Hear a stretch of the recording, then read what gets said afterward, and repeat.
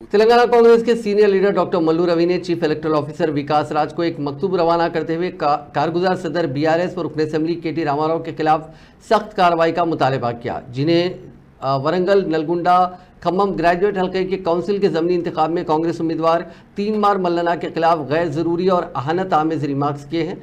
मल्लू रवि ने chief electoral officer को मौसूमा मकतूब में कहा कि 24 मई को चोटुपल में बीआरएस के मुनक़िदा इजलास के दौरान केटीआर ने तीनमार मल्लना उर्फ सी नवीन कुमार के खिलाफ अहानत आमेज रिमार्क्स किए। उन्होंने ये कहते हुए कांग्रेस उम्मीदवार की अहानत की कि इस हल्के के बीआरएस उम्मीदवार राकेश रेड्डी ने बिट्स पिलानी से तालीम हासिल की और वो गोल्ड मेडल याफ्ता हैं, जबकि तीनमार मल्लना मुख्तलिफ मुकदमात में जेल जा चुके हैं।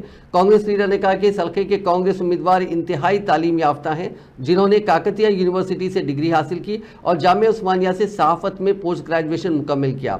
JNTU से उन्होंने MBA की तकमील भी की। मल्लू रवि ने कहा कि कारगुजार सदर बीआरएस के रिमार्क्स इंतखाबी ज़ाब्ता अखलाक की खिलाफ वर्जी में आते हैं और उन्होंने एक उम्मीदवार के खिलाफ इंतहाई नाजेबा अल्फाज का इस्तेमाल किया। మల్లన్న గారు కాంగ్రెస్ పార్టీలో రాకముందు ఆయన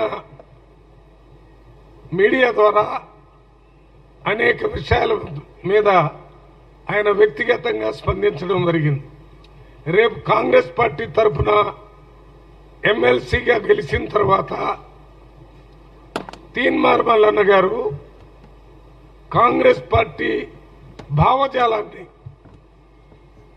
ఎఫెక్టివ్గా రాష్ట్ర ప్రజలందరి తరఫున తెలియజేస్తాననేటటువంటి ఆలోచనతోనే తీన్మార్ మల్లన్న గారు కాంగ్రెస్ పార్టీలో చేరారు. అందువల్లనే ముఖ్యమంత్రి గారు కూడా గుర్తించి వారికి కాంగ్రెస్ పార్టీ టికెట్ ఇవ్వడం జరిగింది. దాంట్లో భాగంగానే ఈ కామ్రేడ్స్ ని, TJS పార్టీని, ఇతర పార్టీ వాళ్ళందరినీ పిలిపించి వారితో మాట్లాడి తీన్మార్ మల్లన్న గారిని కాంగ్రెస్ పార్టీ అభ్యర్థిగా గెలిపించాలని వారికి